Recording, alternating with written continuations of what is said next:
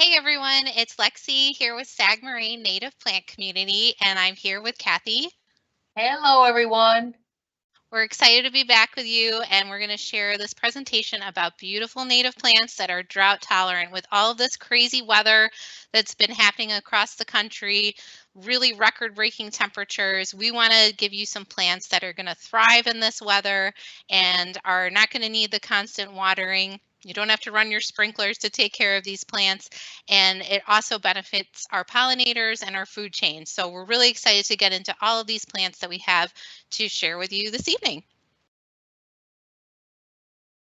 And we have quite a few to get through. So this is our list for tonight. It's going to be purple coneflower, black-eyed Susan, blue wild indigo, rough blazing star, lead plant, also my background tonight, hoary vervain, butterfly weed, prairie coreopsis, pale purple coneflower, aromatic aster, and one more slide.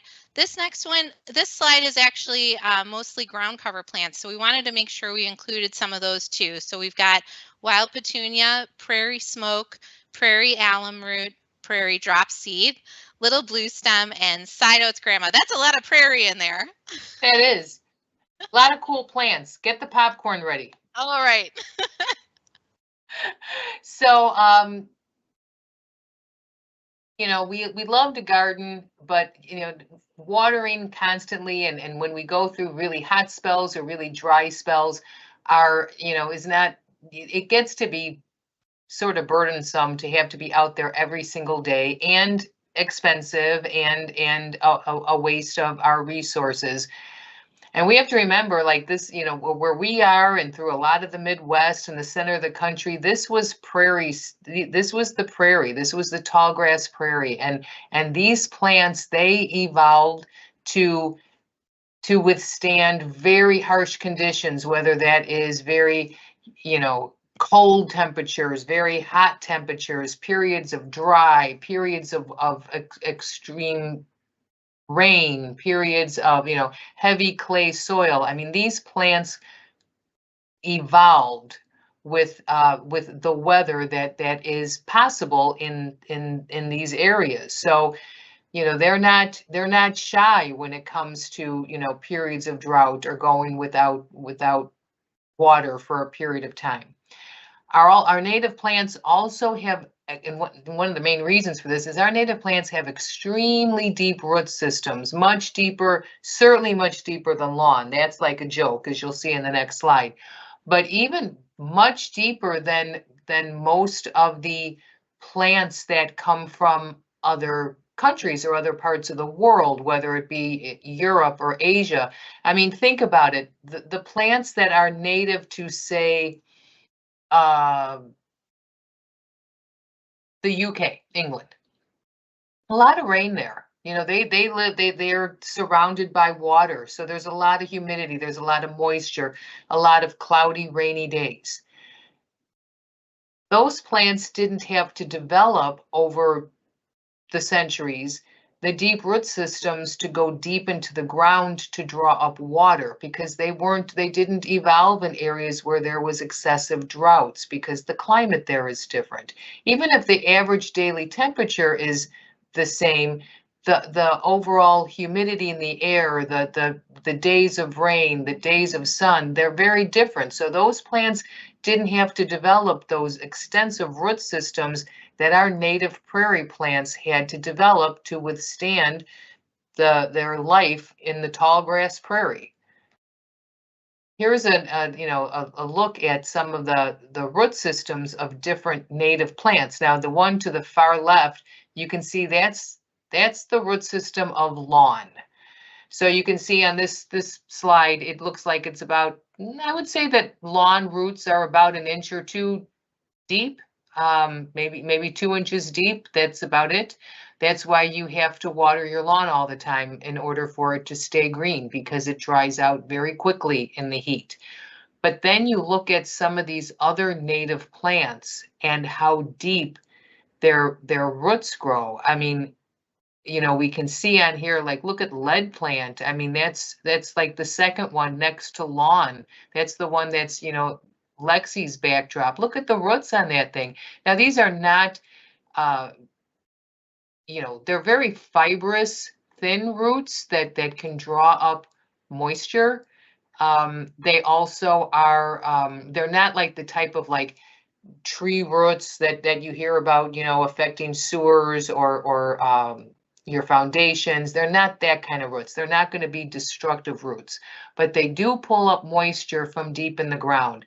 And those roots you're gonna see on a lot of, plants that, we talk about how they also filter water and filter out contaminants and filter out chemicals. And that's what these roots do. These roots like draw in all of that moisture down there in the ground as it's moving through, as it's in the water table, and they act as a filter for this. So it's these deep roots, we're not going to get heavily into that today, but it's these deep root systems that also make these plants wonderful at removing pollutants from our groundwater. And so the following plants that we're going to be talking about in the rest of this presentation tonight are some of our tall grass prairie plants that are native to this area and a good portion of the country. And they are all drought resistant once they're established and have developed a robust root system. You saw the root systems that we pointed out. Remember, it takes plants a couple of years to grow that root system. There's always been a saying that perennial plants, the first year they sleep, the second year they creep, and the third year they leap. They're really not sleeping and creeping year 1 and 2. What they're doing is they're putting their growth below ground. So they're developing those deep root systems to sustain that plant.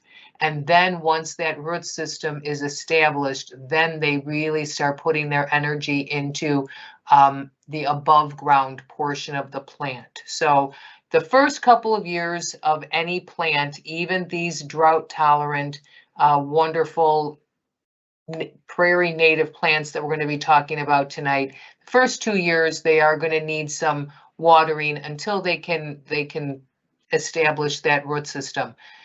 After that, though, I mean, I converted most of my front yard to native plants, to a majority of native plants, probably like 70 to 80% native.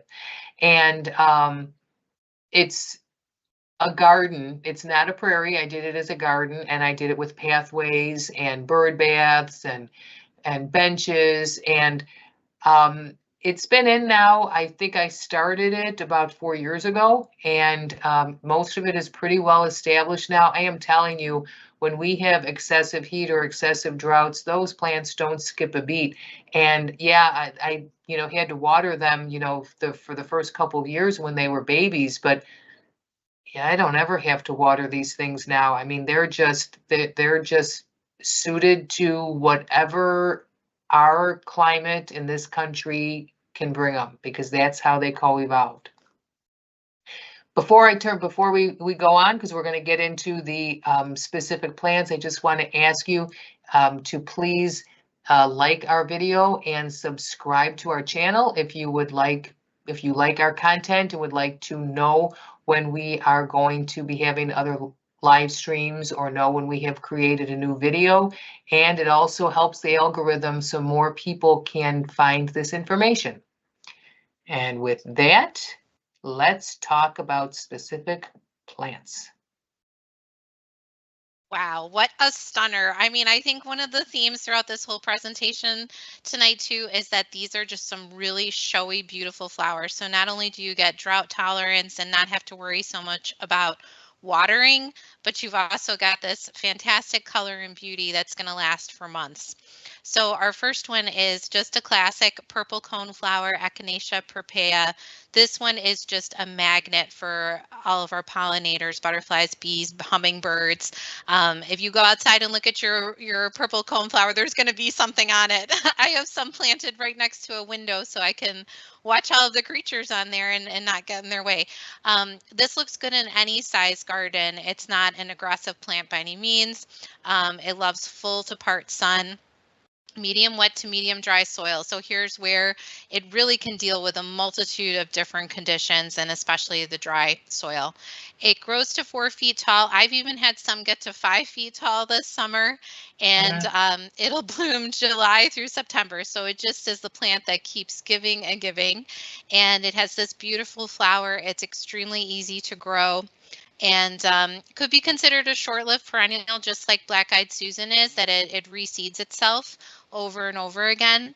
And this one is hardy in zones 4 to 8, and it's native to parts of the central U.S. I was a little bit surprised about the native range of purple coneflower and actually pale purple coneflower, which we're going to look at a little bit later, but it is really a prairie plant, and you'll see that on this map, that it's really in the central part of the U.S. So just, kind of Wow, a so this is, I mean, they consider this kind of like the gateway plant, and this is like, and what that means is the native plant that starts people, that it's so beautiful and it has such a great growth habit, and people just love it, and it's a staple plant. And so when people say, it's often the first one that this or black-eyed Susan, like one of the first ones that people will try. And it's such a tried and true, like, popular member of our native plants, and to see how relatively small amount of the country this is native to. That is surprising. And I would then have look thought at it would all be almost the those. whole country, you I know? thought so too. I mean, it looks like it has been introduced to a lot of the country, and maybe that's also with all of the cultivars that have been developed. This is Hmm. getting around, but obviously planting the native version of the plant is going to be a lot more beneficial to any of our ecosystems. But look at those yellow spots. That means that the plant was there natively and is no longer present. And the orange one, it's extinct in those areas. So we really have to try to plant this version, the native version of the plant versus the cultivar, and not be lured in with those crazy colors that they turn this plant into, because it is just a powerhouse for our pollinators. They are just they're so attracted to it. It's a magnet. I have to say that, and I'm not joking, this really did happen today. I was out in front this morning, whoops, and my neighbor came out, was walking his dog by. And he walked by and he was like, "What are those plants that are blooming over there?" Because mine have been already blooming for a couple weeks. I know it says July through September. Mine have been blooming for a few weeks. And he goes, "They never stop blooming." And he says, "Every time I walk my dog by, there's butterflies all over it. I want to get some of these. Where can I get them?" And that's a whole other story about where can you get them. And he's like, "I want to put a bunch of these around my pool in the backyard." So, and he noticed that they're blooming forever, and they're always loaded with butterflies. Isn't that great when you can inspire a neighbor and they see that, like, wow, that's been blooming forever, and I don't see her out there watering for 3 hours a day, and they put two Exactly. and two together, and you've inspired Every somebody on your and block. actually people, I mean, another neighbor has said to me, "Oh my gosh, your garden is just amazing this year. I can't believe how robust all the plants are and everything." And they said, but we don't see you like out here a lot taking care of them." And I said, "No, these are established native plants now. I kind of just look at them and say hello, and I only like give them, a little bit of a drink if we're like in the severest drought or something. But no, they don't require, and they're filling in so nice. I very rarely even have weeds coming in anymore. So it's wonderful."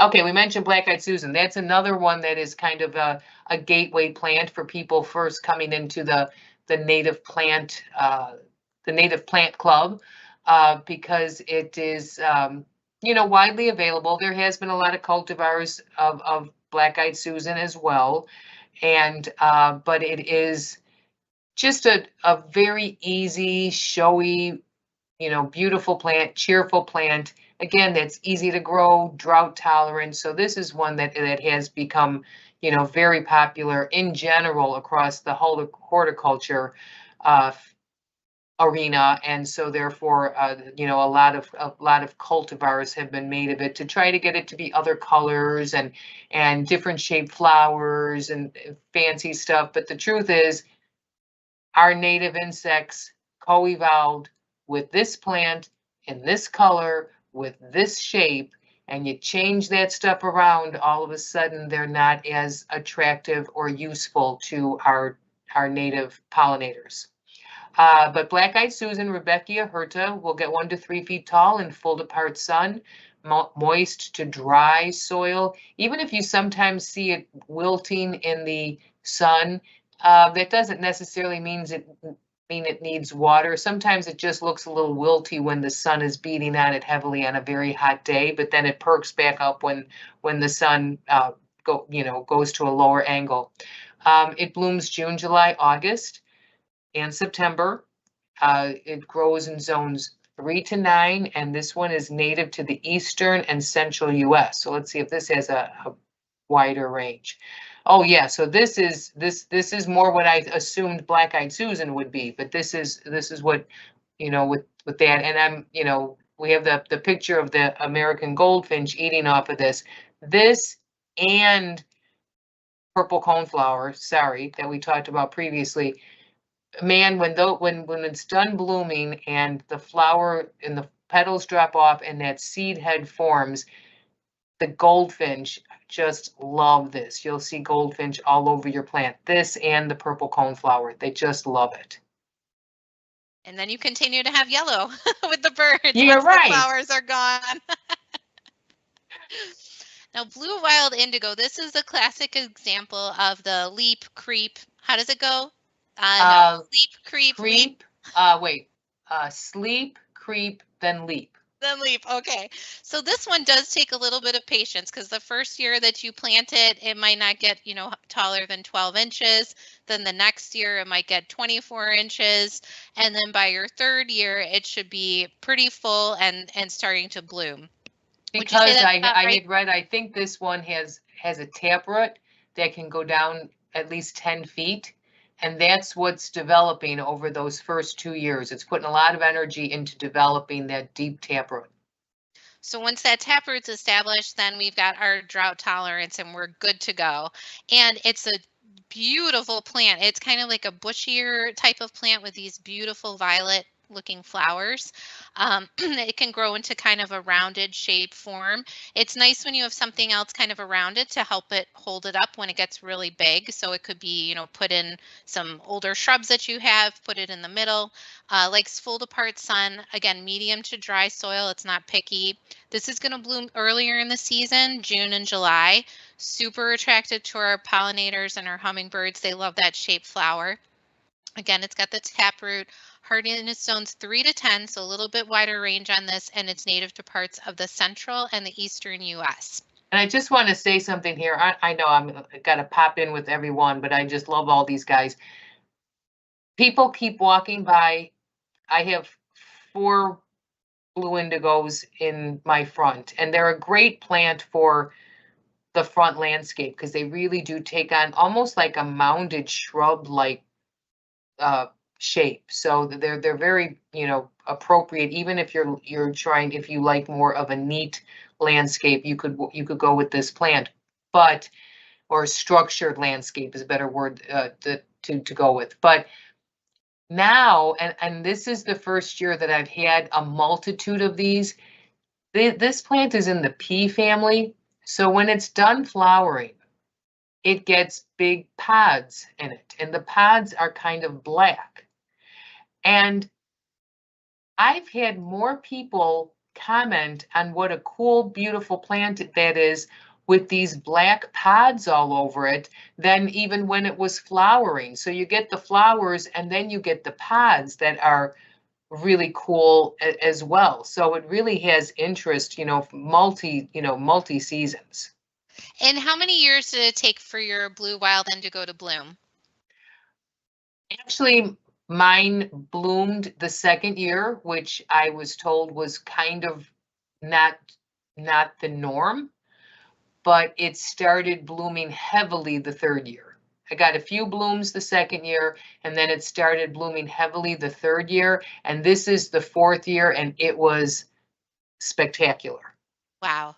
So yeah, just a little bit of patience, and along with those beautiful flowers, it has these really interesting leaves and just really kind of like a fan effect with the leaves, and they're just very beautiful. Not susceptible to like any kind of diseases and pests. It's just a really gorgeous, gorgeous plant, well worth the wait. It's become one of my favorites, although I probably will say that 20 times tonight, but We have truly. to. So the blue wild indigo, wow. Now Isn't this one surprising?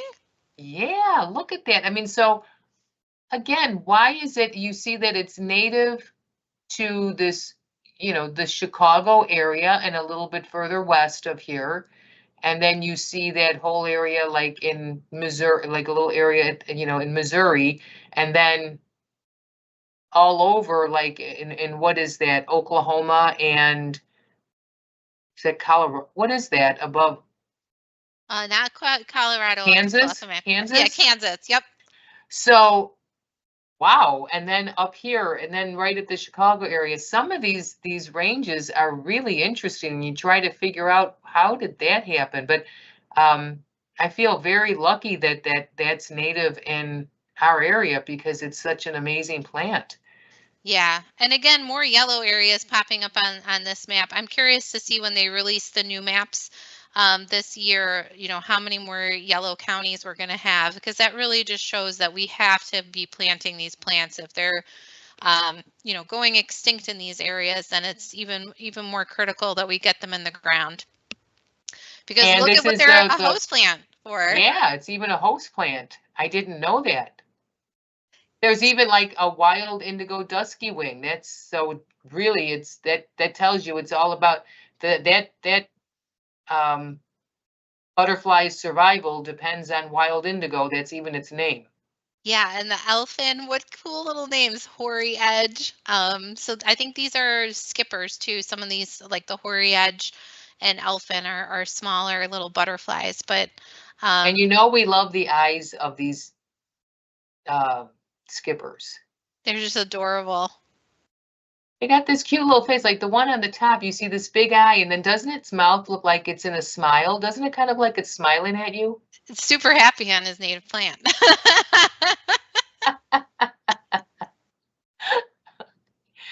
All right, rough blazing star, Liatris aspera.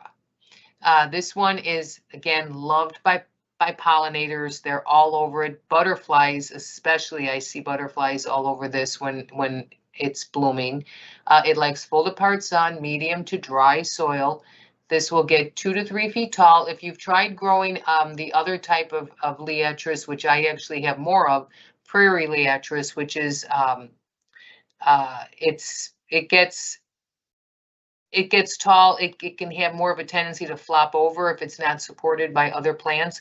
This species of Liatris, or the rough blazing star, is less prone to that, so it will stay more upright in the garden.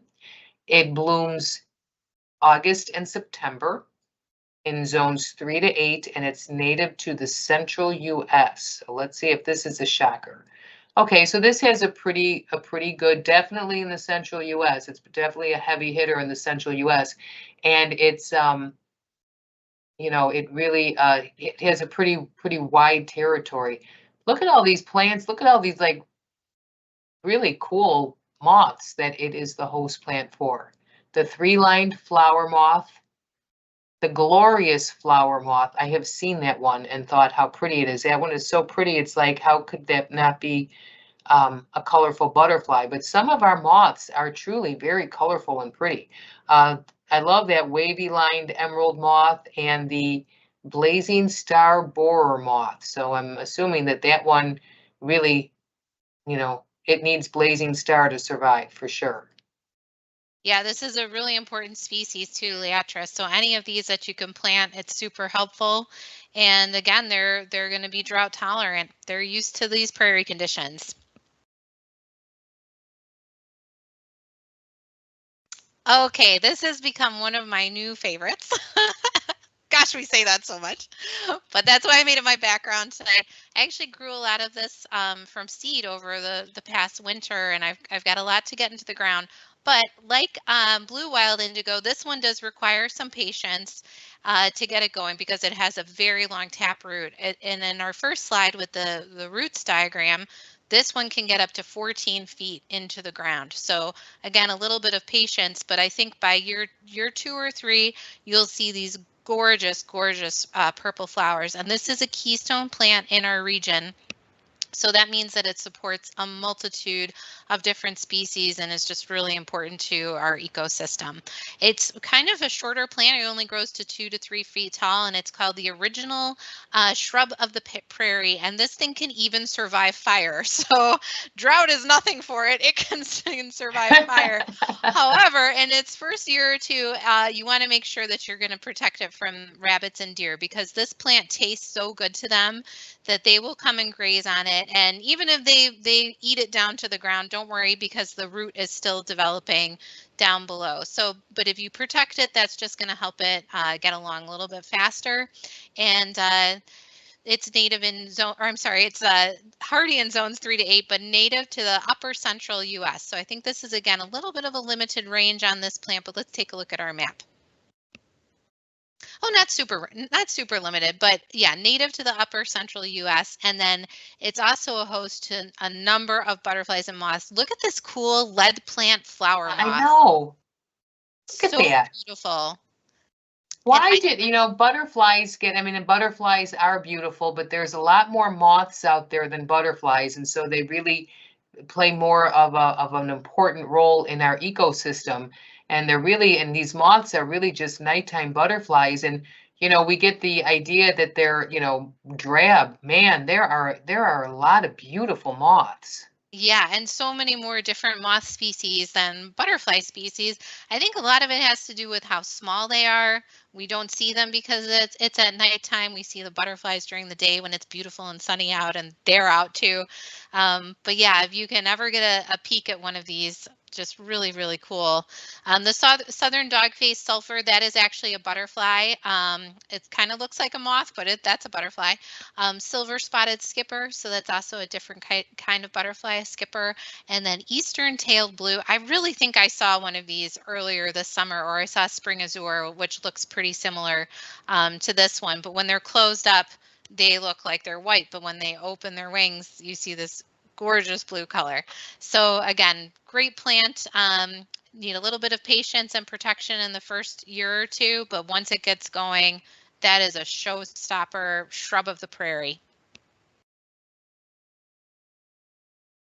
Okay, Hoary Vervain. This is our native verbena. So if you've ever gone to the store and bought your annuals in the spring and bought verbena or some planters, hanging planters with verbena in them, it's a very popular plant. This is our native variety of verbena, Verbena stricta. And unlike your container plants, your non-native varieties or cultivar varieties in the containers, this true native form is going to be very drought tolerant once it gets established. You're not going to have to be watering it like you're used to watering verbena. It gets 2 to 4 feet tall in full to part sun, medium to dry soil, blooms July, August, September, and attracts multitudes of pollinators and hummingbirds. The hummingbirds also love those little cup-shaped flowers, and it's hardy in zones 3 to 8 and native to the central US. So let me take a look at that.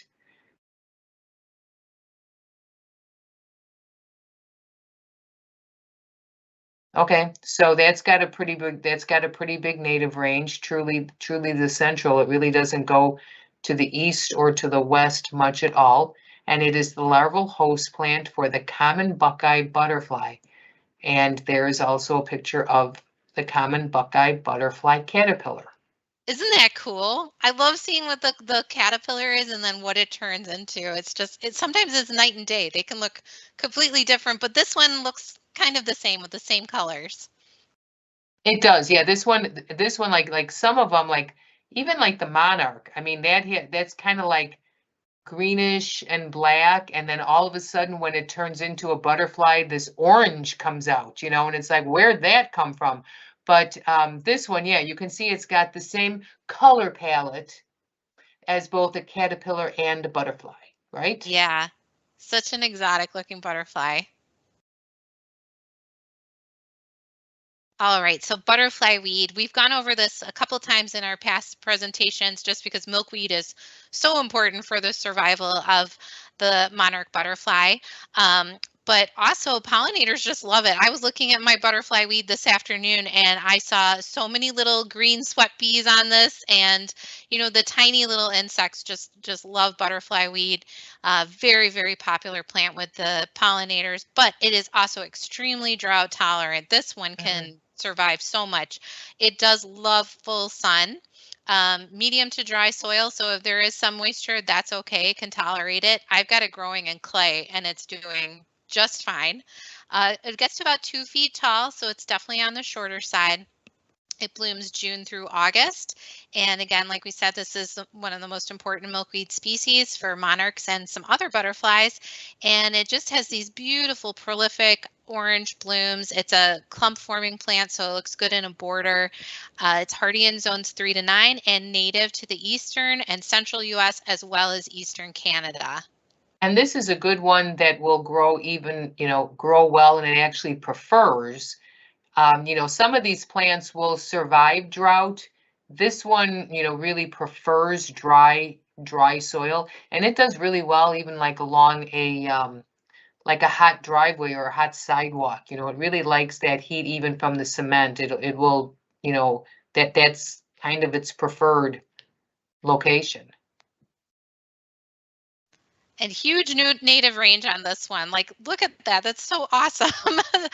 Almost half the country, this is native to. So a lot of people can plant this plant and enjoy the beauty, enjoy the drought tolerance, but also enjoy all of the butterflies that we'll be visiting and other pollinators. So not only is it host to the monarch butterfly, but also this gorgeous queen butterfly, which has kind of a similar coloring to the monarch, just a little bit deeper of an orange tone. Yeah, when we did a video a few weeks ago on all of the different species of milkweed that are native in the Midwest or this general area. And so if you're interested in seeing all the different species that you could plant in different locations in your landscape, check that one out. But when we were doing that, we were like, oh, it's not just about the monarch. And we were saying how this queen butterfly is always like, how come they just pay attention to the monarch? They need to plant milkweed for me. I'm the queen. Right, and funny that it's monarch and queen. How interesting. Yeah.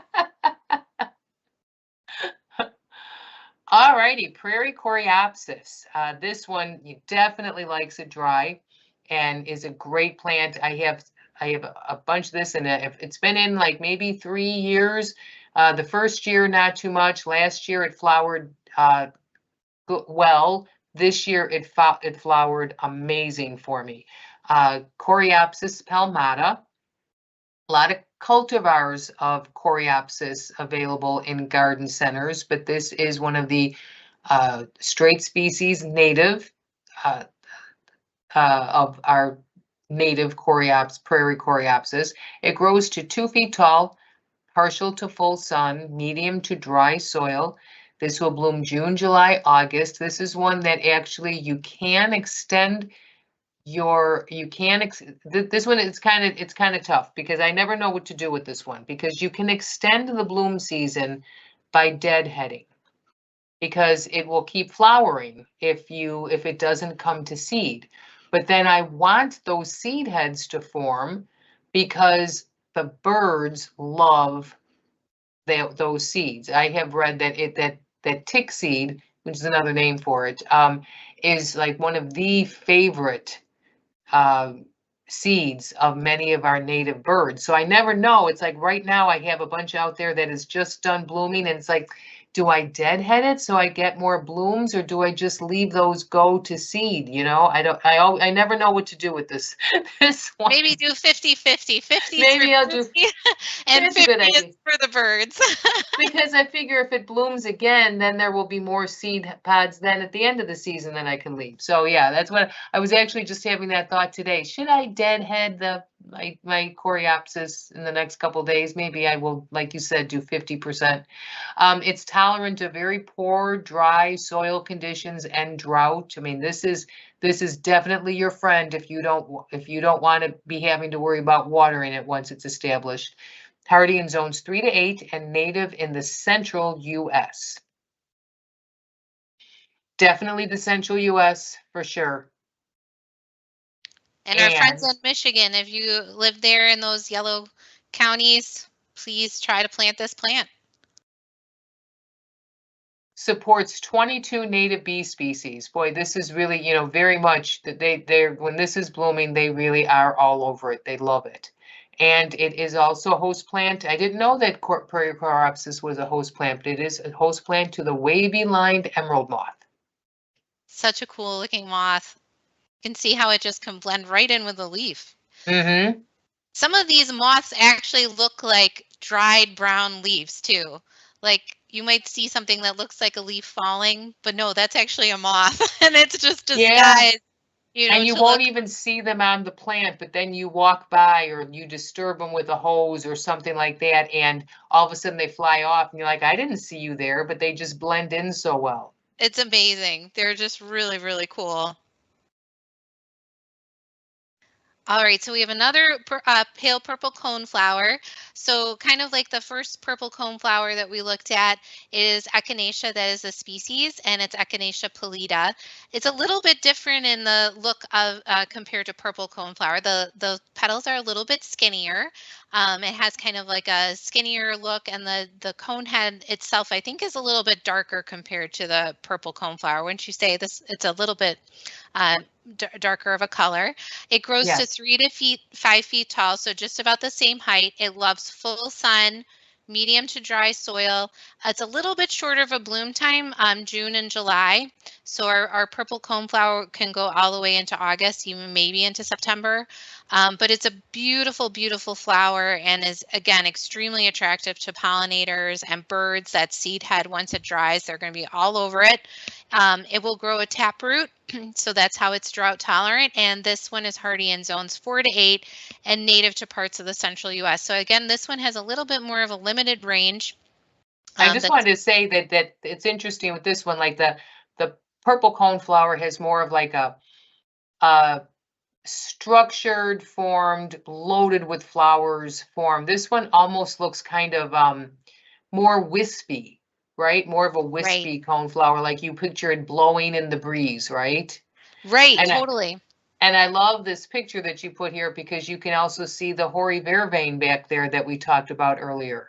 Oh, I didn't see that before. Look at that. Yeah, it's so cool to see these plants together and how beautiful they look and complement each other. All right, so yeah, here's a little bit, narrower of a range. It's not as narrow as the purple coneflower, which is kind of surprising. It is.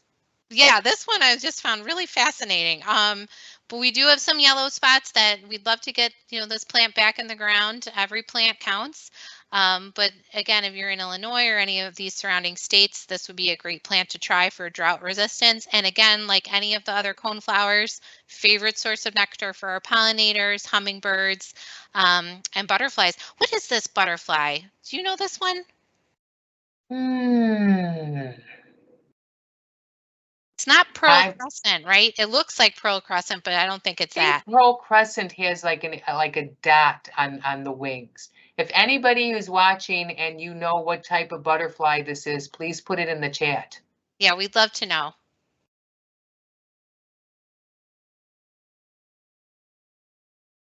Okay, one of our asters. So asters are a keystone plant, and that means that they are a plant that has some of the biggest benefit to our local ecosystem. So asters are just amazing, and they're so critical for our pollinators if they're getting ready to hibernate over the winter, or they're like the critical source. This and goldenrod are the critical sources of food for our migrating monarchs. So our asters are just, an ecosystem powerhouse. And this is Aromatic Aster.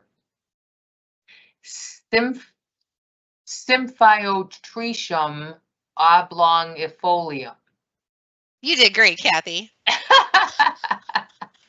Grows 2 feet tall. So, you know, a lot of asters are taller. This is a shorter aster, and it likes full sun, medium to dry soil. This blooms very late for those, like again, those getting ready to hibernate pollinators and those migrating monarchs. This can bloom all the way into October and November. So talk about, you know, put some spring ephemerals in your garden or a nice pussy willow, and you're going to start getting flowers in late February, early March, and then you have some aromatic asters that are still blooming into November, and you have like 9 months of a garden, right? As I said, this is a keystone plant. It's a very important plant for pollinators, and it is one of the most late blooming plants, native to zones, hardy to zones 3 to 8, native to the eastern and central US.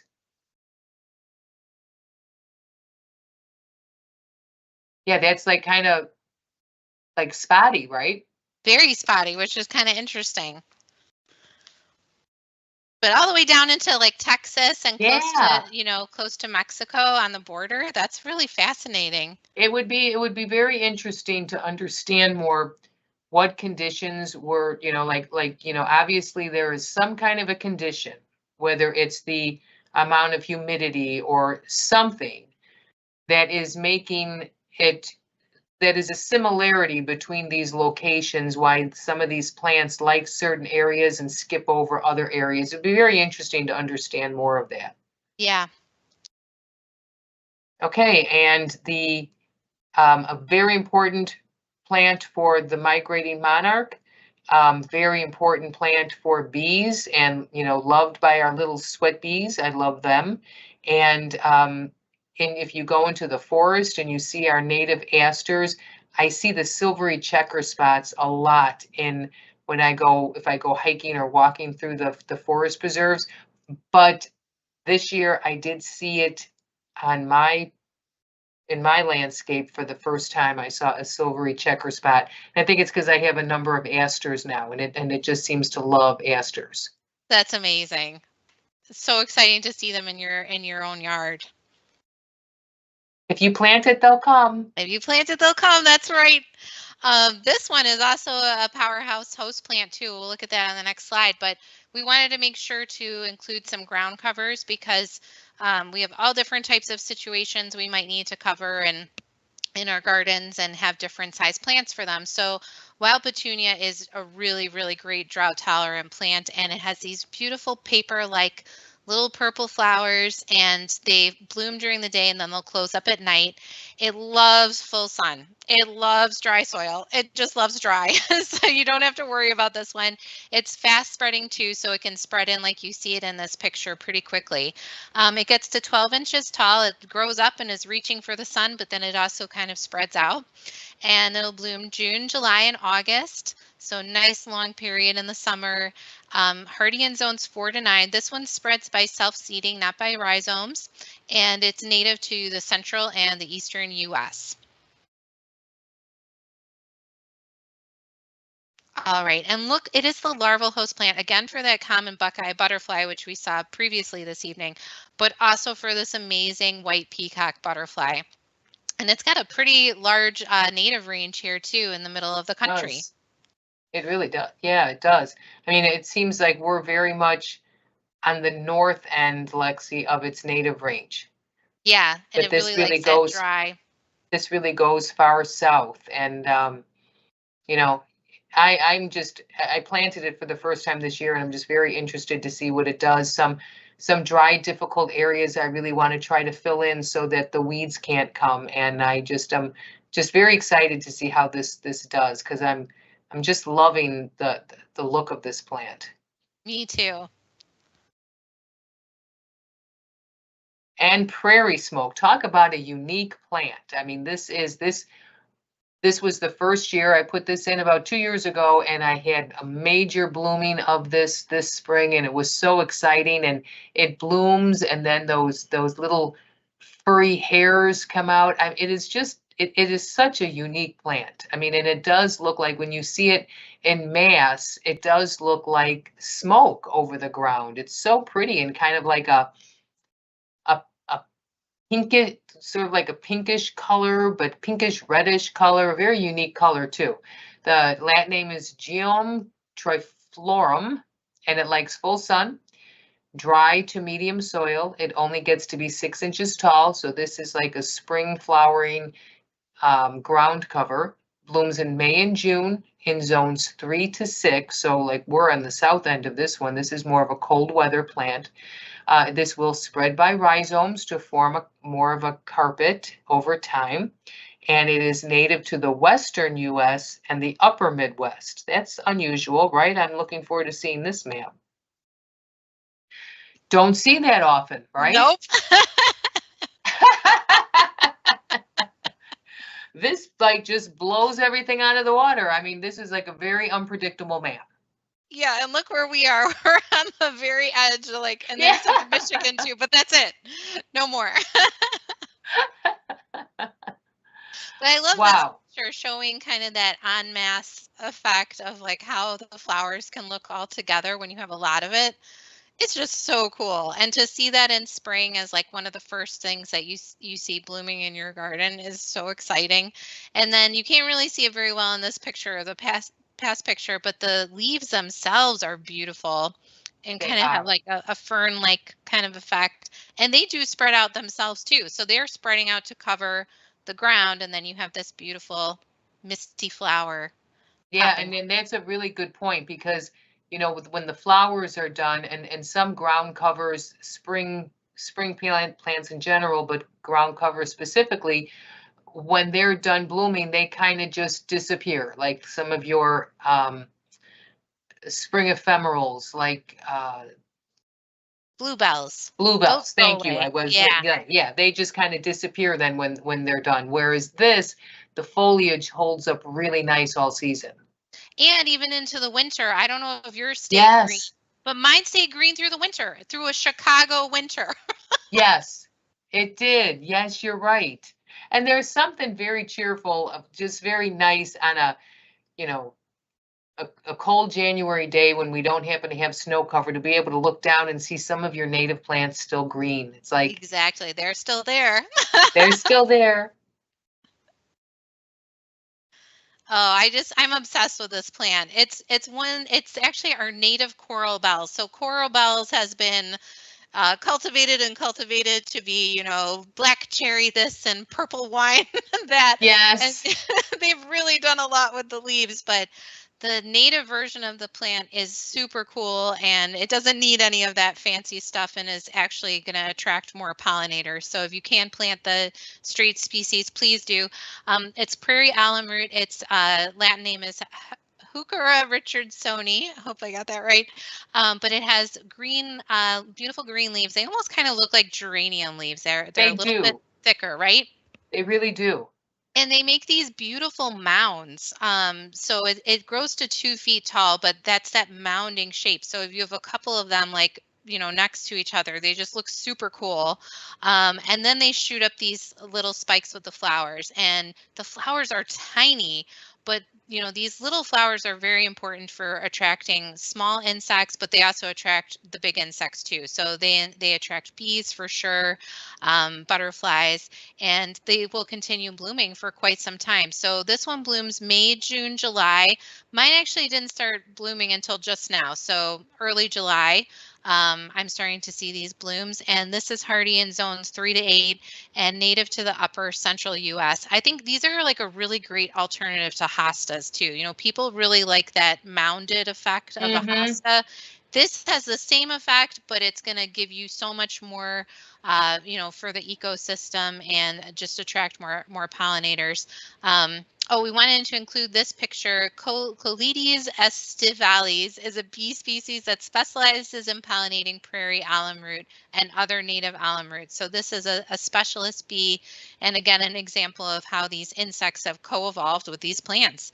Well, that's interesting. I mean, I'm glad that you brought that up because we always think of, you know, host plants for butterflies and moths, but almost 50% of our bees of our native bees are specialist bees. And that means that whereas they can forage on a lot of different varieties of plants, native and non, they can only feed their young the pollen from a certain species of native plant. So if that plant disappears from our landscapes, so will that be. And we don't want that to happen. We need to do whatever we can to protect these little guys. And, you know, sometimes it's really hard in your garden to tell them apart. Like, okay, how is that different from our average honeybee? Well, it is, and it's a native bee, and this is its plant. So, again, if you're in these areas, please try planting this plant. You will not regret it. It is so beautiful. Okay, now we want to talk about a few grasses.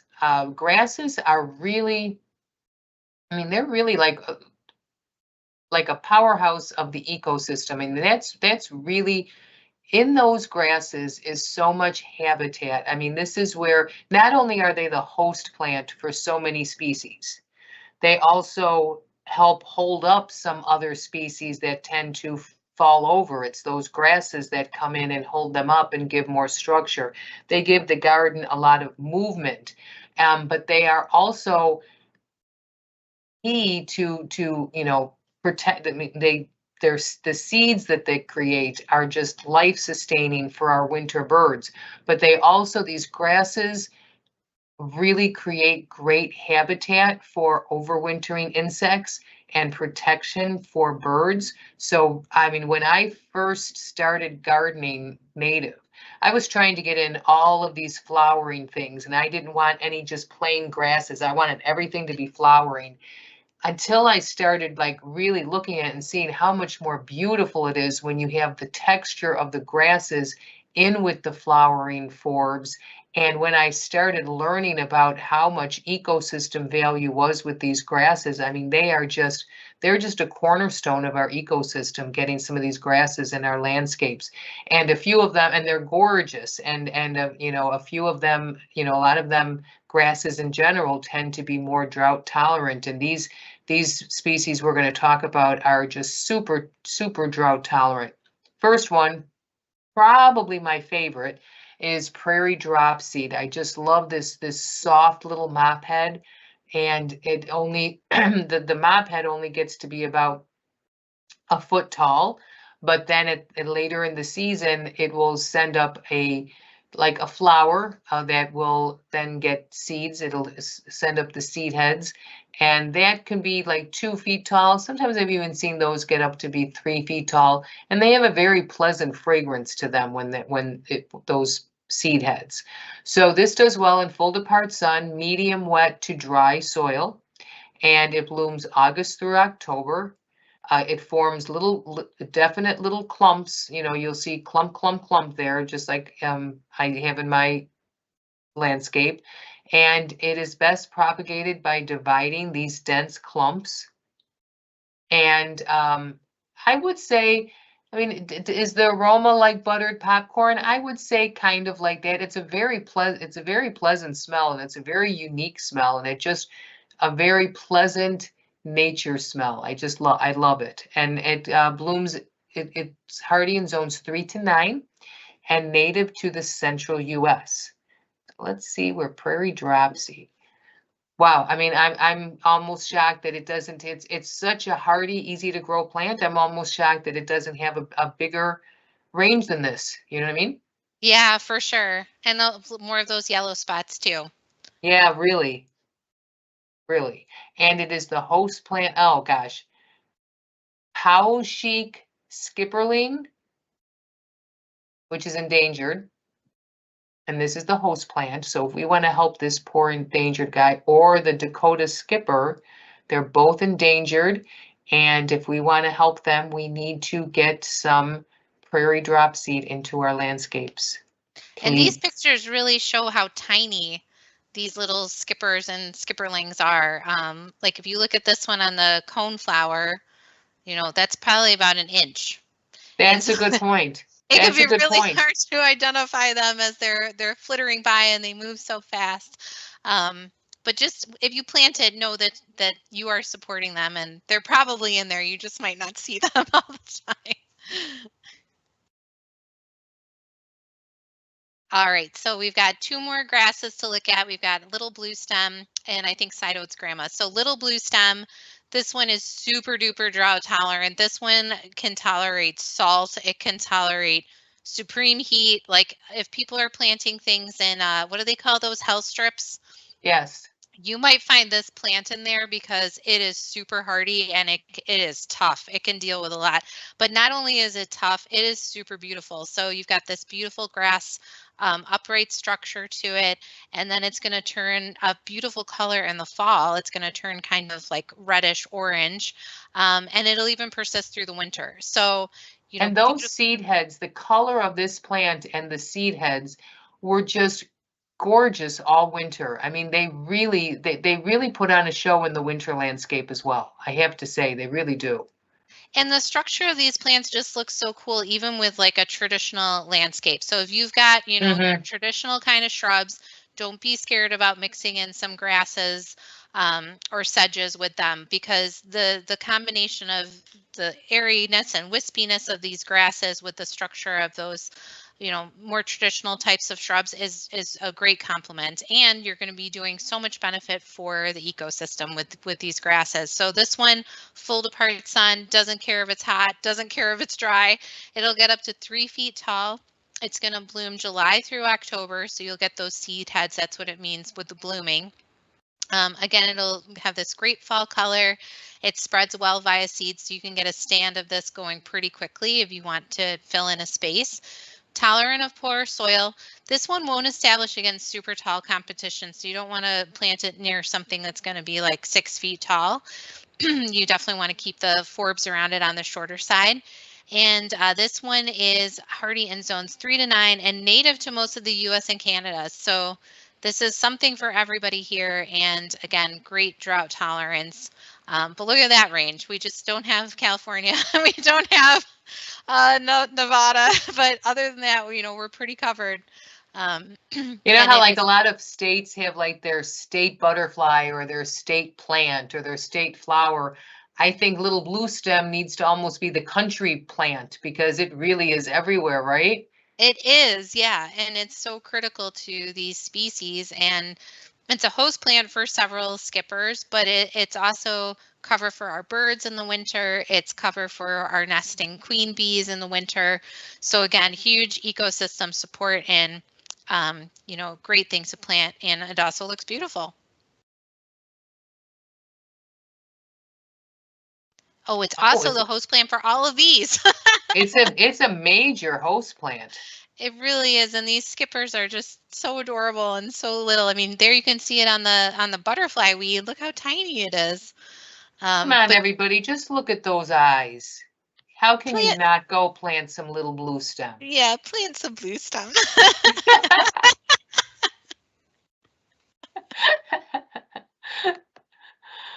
And side oats grandma. So we had the little floppy prairie drop seed, the soft floppy prairie drop seed. Then we had the stiffer, more structured, blue colored little bluestem. And now we have more of a I just call this a very wispy grass. This is a grass to add a lot of wispiness, a lot of movement to your landscape. As the wind blows, this is going to be, blowing with it. So it can be really beautiful. And I've seen this, in mass, many of them planted together, and it's very striking. So this is side oats grandma. Another weird name, Bouteloua curtipendula. Grows 2 to 3 feet tall, dry to medium soil, likes full sun. This will bloom or send out those seed heads in August and September. This also, grasses in general, that's how they propagate themselves, is through self-seeding, not so often through rhizomes. It's native zones 3 to 9. I mean, it's hardy in zones 3 to 9 and native to the central and western US. So that's not as common. There we go. And it is I mean, it's amazing to me that, our trees and shrubs are very powerful host plants. I mean, a lot of our native trees and shrubs are host plants to multiple species, but I was very, very shocked when I realized how important these grasses are. These grasses really are, they are just the host plant to tons of species of our native butterflies and moths, including it's the larval host plant for the dotted skipper, the Leonard skipper, and the Otto skipper. They're just so cute. I just love these pictures and seeing them up close on the plants. I know. I love these guys. So we do have actually a question on the channel. So this question is about hollyhocks. Are hollyhocks native? Information on purple poppy mallow wine cups. So those are native, the purple poppy mallow. They are. And I've always wanted to try planting some, and I can't get my hands on any. We're going to have to try and grow some from seed and try those. But yeah, those are native. And hollyhock. And they are very tolerant of dry conditions. So I think we talked about those in our native ground cover series. Yes. Wish I had experience with them, but have heard only good about those, you know, that they really do take to dry, and they're great ground covers. Now, you had mentioned that the hollyhock. So yeah, our native hollyhock is the purple poppy mallow. Hollyhock is in the mallow family, as is Swamp black mallow, rose mallow, those are rose native. mallow. Those are all names for it. But as is, I mean, it's in the same family as your rose of Sharon's, although rose of Sharon's or your, you know, hollyhocks, like you said, but those are not native to here. But you can see a good similarity in the flower structure. So yes, so our native hollyhock would be that prairie, I've heard it called prairie mallow, swamp mallow, yeah, Rose mallow. rose mallow, yes. Yeah. Yeah. Beautiful flowers. And again, if you can try to plant the native versions, all the better. So now I don't know about them being drought tolerant, because I know I've seen a lot of those mallows, you know, swamp mallow for sure, that is in more wetland areas. right. So maybe just the purple poppy mallow is good for the Yes. ground cover and drought tolerance, but the swamp mallow with the name is probably more for the wet Right. areas in a rain garden. Right. Great Well, question. yeah, great question. Thank you for watching our live stream. We're going to get into some native trees and shrubs coming up. I think that'll be our next series, right, Kathy? Yes, we're going to be doing, because we'll be going into our season where we were, you know, fall. I mean, we're far from fall, believe me, we're far from fall, but we're going to be doing a whole series of talks about the importance of our native shrubs. You know, many consider, rightly so, that our native shrub, that our understory of the shrubs and understory trees is the most important layer of our landscape. So we want to be sure to give it its due attention. So we'll be doing a series of, you know, why are our native shrubs so important, and giving some good ideas for some native shrubs that will be beautiful in your home landscape. Well, thank you so much for joining us tonight. We Thank hope you you, found this everyone. information great for drought tolerance, and feel free to send in your questions and comments. We love And to we hear love from your you. questions and comments, and thank you all for your interest in this. Thank you for, you know, subscribing to our channel or watching our videos and just being interested in